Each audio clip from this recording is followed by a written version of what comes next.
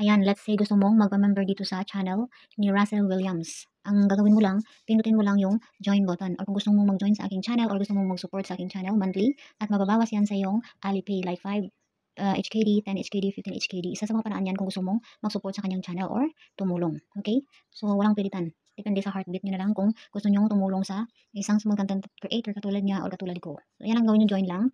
Click nyo lang yan after nyo i-subscribe. So, sa join button, makikita mo agad ang membership fee. Kung gusto mo pa-member dito, $5 per month, HKD yan. Ayan, ang ma-access mo ay early access to new videos. Yan, members only live chat, makapag-chat ka kung nag-live siya, masa-shoutout ka at photos and status updates.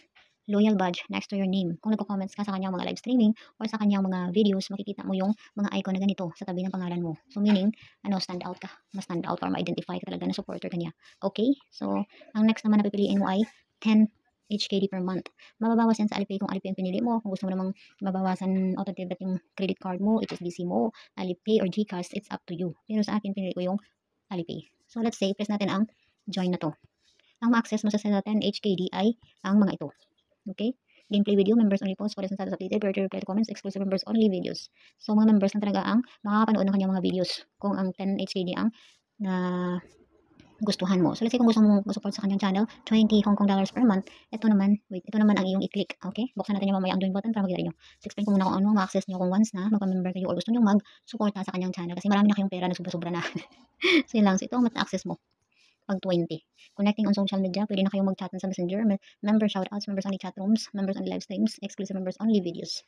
Ayan, automatic yan sa YouTube mo, ma-notify ka sa kanyang mga videos. Ayan, kung gusto mong update sa kanyang mga ginawa, din sa 20 ka na. O ayan, ang pinakalas ay ang 30. Ito naman ang ma-access mo. Okay? So, basahin nyo na lang. So, let's say nag-access tayo ng $5.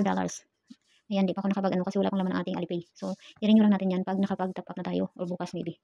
Ayan, so let's say mag $10 tayo. Click natin ang join button. Kasi yung iba nagtataka kung bakit ano yun ang join button. So, in-explain ko sa inyo. Yun lang siya.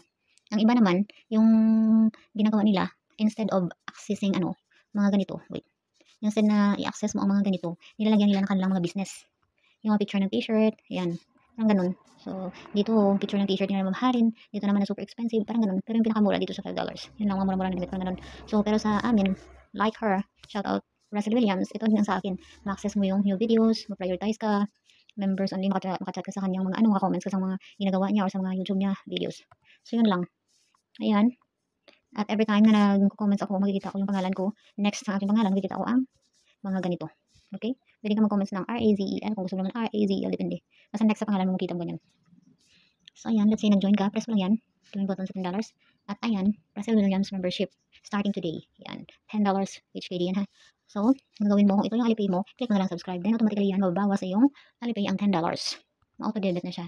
So, ngayon, ay January 11. So, mean to say, February 11, mababawas yan automatically ang $10 at papasok dito sa kay Russell Williams. Sa kanyang sahod, syempre.